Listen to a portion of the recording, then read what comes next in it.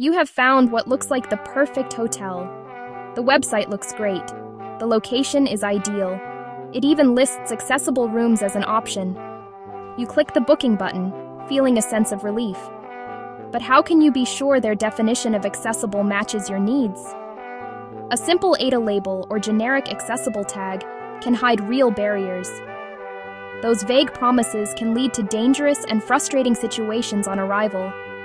This is why we must shift from accepting promises to demanding proof. Accessible is not one size fits all. A room on the ground floor, a true roll-in shower with zero threshold, a bed at a specific height for safe transfers, clear space under the bed for a mobile hoist. Hotels often use accessible as a broad marketing keyword without the details. Relying on vague assurances is a gamble with your safety, comfort, and independence. Stop hoping for the best. Start asking the right questions. This guide will empower you. 10 precise, measurable questions to ask before booking. What to ask, why it matters, and how to verify with photos and measurements. We will stop accepting a simple yes. We will gather concrete evidence. Each question includes a real-world disaster scenario to show what's at stake. By the end, you'll be a proactive advocate with a powerful checklist. Secure a room that's verifiably suited to you. Demand proof, expect accountability, travel with confidence. Let's begin. Your first critical question for the hotel should be, what is the exact height of the bed, measured from the floor to the top of the mattress?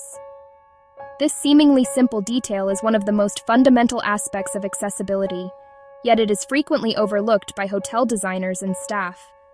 The height of the bed directly impacts your ability to transfer safely and independently. Whether you are moving from a wheelchair, using a transfer board, or requiring a portable hoist, the wrong bed height can create a significant barrier or a serious safety hazard.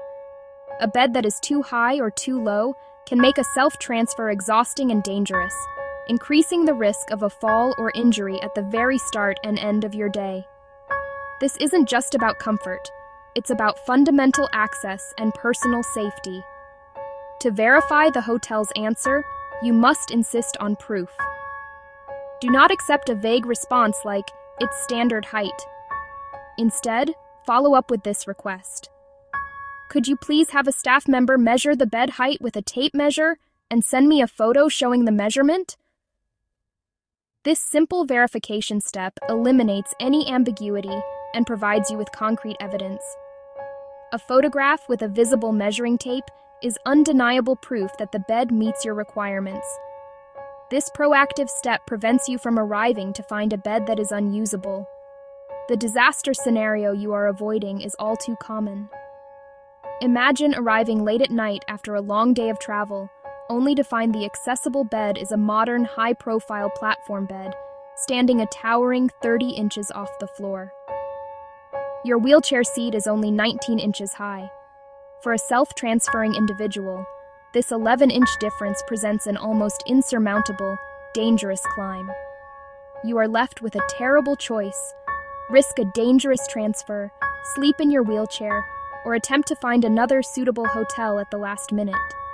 This entire stressful and potentially harmful situation could have been completely avoided by asking one precise question and demanding a simple photo as proof. This is why we must move beyond promises and secure verifiable facts. The next crucial question to ask focuses on the bathroom's most critical feature. Is the shower a true roll-in shower with a zero-step threshold, or does it have a lip? If there is a lip, what is its exact height? The term roll-in shower is often used loosely by hotels. Many properties will market a shower with a small curb or lip as accessible. Even a half-inch barrier can be an insurmountable obstacle for a wheelchair user. A true roll-in shower should be completely flush with the bathroom floor, allowing a wheelchair to seamlessly roll in and out. Any kind of lip, no matter how small it seems, can stop a wheelchair in its tracks, prevent the door from closing, or create a dangerous tipping hazard.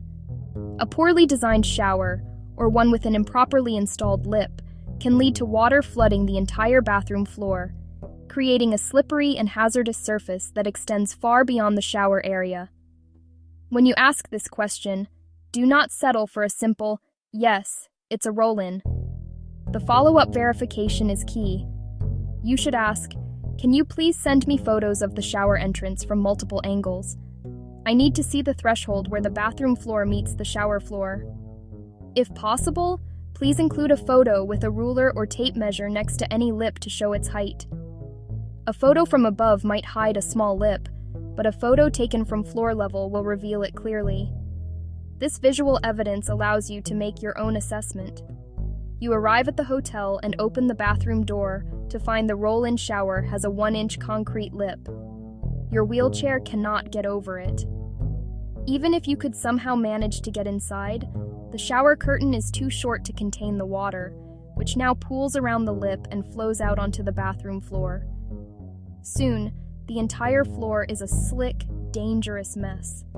You are unable to use the shower as intended, and you have created a slip and fall hazard. This frustrating and messy scenario is a direct result of a hotel's vague promise of accessibility. By asking for specific measurements and photographic proof, you ensure that your shower will be a place of safe and easy hygiene, not a source of barriers and floods. After confirming the shower's threshold, your next line of inquiry must focus on support. Are there grab bars installed both next to the toilet and inside the shower, and what is their configuration? The mere presence of a grab bar is not enough. Placement, orientation, quantity. A single, poorly placed bar is often just a token gesture. That does little to provide the stability needed for safe transfers in a wet and potentially slippery environment. You need to know if the grab bars are positioned to provide support where you will actually need it, for sitting down on and standing up from the toilet, and for stabilizing yourself while showering. Without this support system, you are relying solely on your own strength or potentially grabbing onto unstable fixtures like a towel rack or the sink, which are not designed to bear weight and can easily break away from the wall. To verify the hotel's claims, a verbal confirmation is insufficient. You need to ask for visual evidence. Please send me photos of the toilet area and the shower interior, clearly showing all the grab bars. I need to see their placement and orientation. These pictures will tell you everything you need to know. You can see if there is a bar on the side wall next to the toilet, or if it is only on the back wall, which is far less useful for transfers.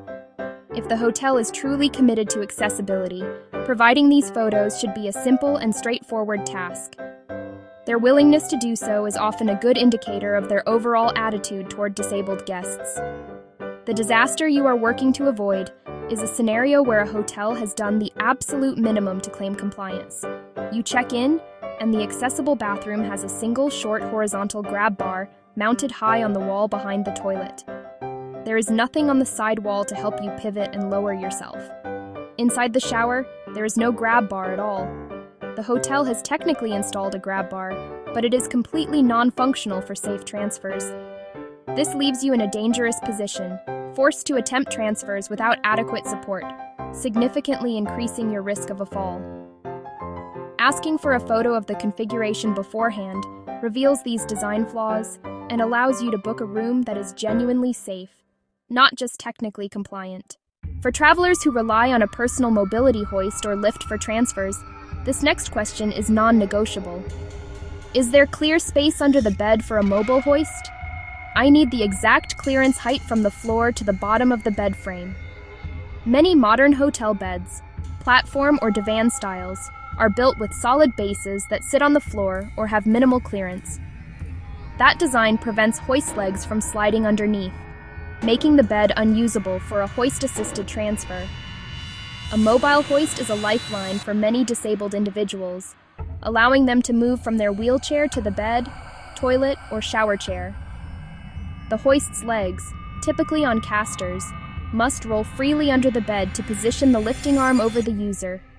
If the bed frame blocks the hoist, the transfer cannot happen. This is not a matter of convenience. This is absolute necessity. Without the ability to get into and out of bed, the hotel room becomes a beautifully decorated prison. Ask, could you please send a photo showing the space under the bed? preferably with a tape measure showing vertical clearance in inches or centimeters. Also confirm, is the bed base a solid block? Does it have legs? A close photo with a tape measure confirms height. A wider shot shows the type of base. Get this in writing or photos to avoid last-minute surprises. The disaster this averts is devastating. A traveler arrives with a portable hoist, ready for vacation. They enter and discover the bed has a solid wooden base that rests flat on the floor. There is zero clearance. The hoist is useless. Hotel staff may be sympathetic, but have no other suitable rooms available, and they cannot remove or replace furniture. The traveler is stranded. Their only options are attempt a dangerous manual lift with a companion, sleep in their wheelchair, or cut their trip short and go home. This catastrophic failure could have been prevented with one pointed question and a verification photo. Can the furniture, like the desk, armchair, or coffee table, be moved or removed prior to my arrival to ensure a clear 36-inch turning radius for my wheelchair? A room can have a perfectly accessible bed and bathroom, but if it is cluttered with unnecessary furniture, it can become an impassable maze. A 36-inch, or approximately 92-centimeter turning radius, is the minimum space required for most wheelchairs to make a 180-degree turn. A cluttered room forces you into a series of awkward multi-point turns just to get across it, which is both exhausting and frustrating. By asking about movable furniture, you are proactively managing the room's layout to suit your needs, ensuring the space is functional and not just aesthetically pleasing. It is about claiming the entire room as your usable space. Follow up with this request. That's great to hear. Could you please either have the furniture moved and send me a photo showing the cleared space before I arrive, or provide a floor plan with dimensions so I can confirm the turning clearance? A photo of the reconfigured room is the best form of proof. This step turns a verbal promise into a documented action item for the hotel staff. The disaster you are avoiding is arriving to a room that feels more like an obstacle course than a sanctuary. You open the door to your accessible room to find a large desk and chair blocking the path to the window, a bulky armchair crammed into the corner near the bed, and a coffee table that leaves only a narrow channel to pass through. To get to the bathroom, you have to execute a tight, difficult maneuver that scrapes your knuckles and the side of your chair. You are effectively trapped, unable to enjoy the space you have paid for. This frustrating experience is completely avoidable by clarifying the furniture policy and securing proof of a clear pathway in advance. Is the accessible room near the elevator? Are there stairs on the route? Heavy doors? Steep slopes? Hotels sometimes put accessible rooms in remote corners, at the end of very long hallways, or in separate annexes. Older or poorly designed buildings can hide single steps, steep ramps, or heavy non-automated doors, making the journey to your room a real challenge.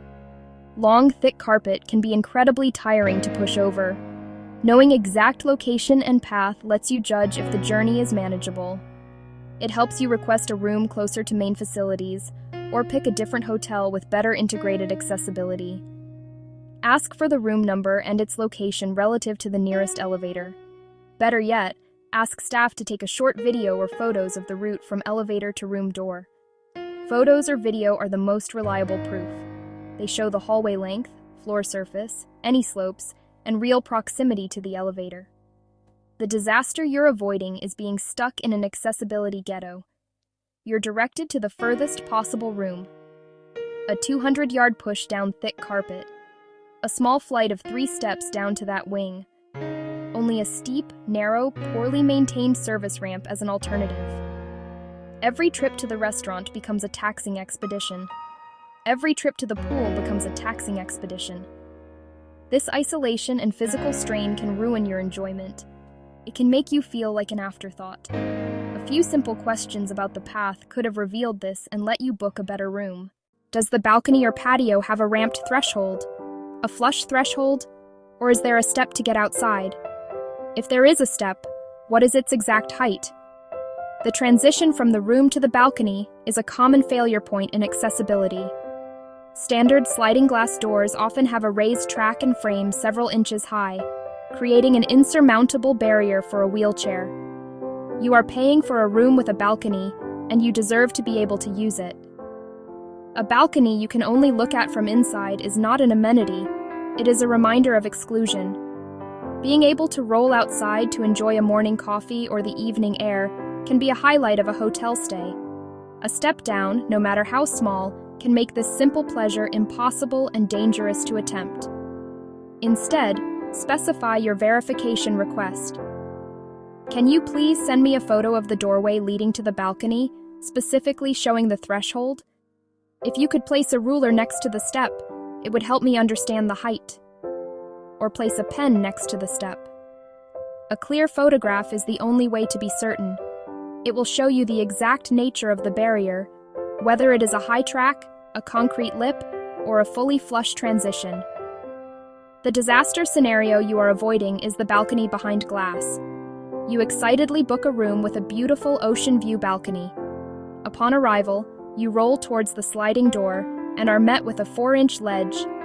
The balcony is right there, just a few feet away, but it might as well be on another planet. You are stuck inside, looking at the view through the glass. The primary feature that you paid extra for is completely unusable. By asking for proof of a flush threshold, you ensure that you can actually use and enjoy every part of the room you have booked, including its most appealing amenities. Is the sink console open underneath to allow a wheelchair to roll completely under it? Or is there a cabinet? If it is open, are the water pipes insulated? Many hotels, trying to be stylish, install sinks with large vanity cabinets underneath. Those cabinets create a solid barrier, preventing a wheelchair user from getting close, forcing you to stretch forward precariously, making it hard to reach the faucet, causing water to splash on you and the floor. Exposed metal pipes, especially the hot water line, can become extremely hot and pose a serious burn risk to legs with reduced sensation. This question addresses both the functionality of the sink and a hidden safety hazard. Could you please send me a photo of the bathroom sink? Please show the area underneath it. I need to see if there is a cabinet. And confirm there is open space for my knees. Please also confirm if the pipes are wrapped or covered. A photo will immediately show a vanity cabinet blocking access. It will also show visible pipe insulation. That evidence eliminates guesswork and ensures you can use the sink safely and comfortably.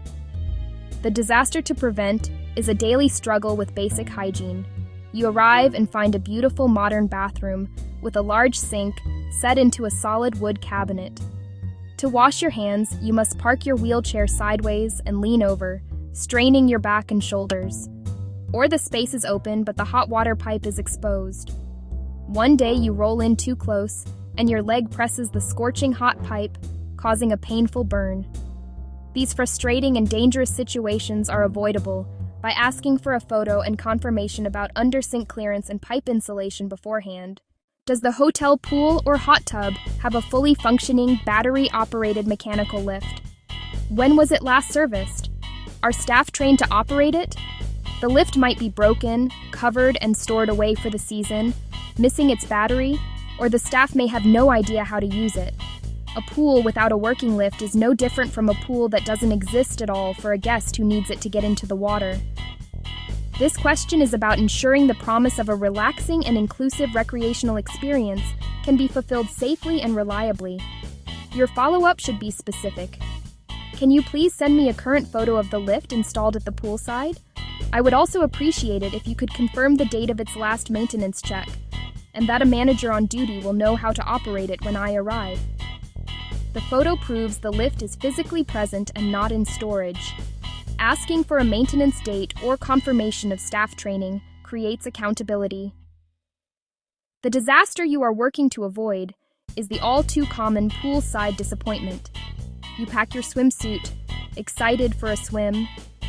You get to the pool deck and find the lift covered with a tarp and tied down, clearly out of service. I don't think anyone has used that in years. Staff. When you ask the staff, they look at you blankly, saying, I don't think anyone has used that in years, or our maintenance guy is off today. Your plans for a relaxing swim are dashed. and you are left feeling excluded from a primary hotel activity. Asking for proof of functionality and staff readiness beforehand ensures your vacation includes all the relaxation and recreation you were promised. This final question is perhaps the most important one, as it serves as your insurance policy. What is the hotel's specific protocol if I arrive and the accessible room is not available? Or if its features like the roll-in shower are broken or do not match what was confirmed? A critical feature like the grab bar could be loose. A hotel's response in these moments defines its commitment to accessibility. Will they immediately find you another genuinely accessible room on property? If not, will they pay for a room and transportation to a comparable nearby hotel? Who is the manager or accessibility coordinator you should contact? Force the hotel to commit to a service recovery process. This prevents a "we're sorry, there's nothing we can do" response. Verify the protocol in writing. Ask for an email summary with the manager's name and contact info. Get written confirmation. It's your most powerful tool. The email documents the hotel's commitment and proves you did your due diligence. With it, you have leverage for a swift resolution. Imagine checking in exhausted and being told the accessible room was given to someone else and they're fully booked. The clerk offers a standard room with a bathtub and a shrug. Without a protocol, you're left to argue and scramble late at night. Securing a written failure protocol gives you a safety net. Present the email and ask them to book and pay for a suitable nearby hotel, as agreed. That turns a potential catastrophe into a documented, solvable problem. Your journey to a truly accessible travel experience begins long before you pack your bags. It starts with the powerful act of asking the right questions and demanding concrete proof. By asking for exact measurements, requesting specific photos, and securing written confirmations of failure protocols, you are taking control of your safety and comfort. You are replacing vague hotel marketing promises with verifiable facts, ensuring that the room you book is the room you actually need. We encourage you to save this 10-question checklist, download it to your phone, print it out, and have it ready every time you plan a trip. Do not be hesitant to be assertive and specific when you call a hotel. You are not being difficult, you are being diligent. A professional and truly accommodating hotel will welcome your detailed questions and will have no problem providing the proof you need. Their response will tell you everything you need to know. Every time you ask these detailed questions, you are educating the hospitality industry on what true accessibility means. You are raising the standard, one booking at a time. So go forward and plan your next adventure with the confidence that you have the tools to ensure it is safe, comfortable, and wonderfully accessible. The world is waiting for you, and with this checklist in hand, you are more prepared than ever to explore it on your own terms. Travel well, travel safely, and travel with the certainty that you have done everything in your power to guarantee a successful stay.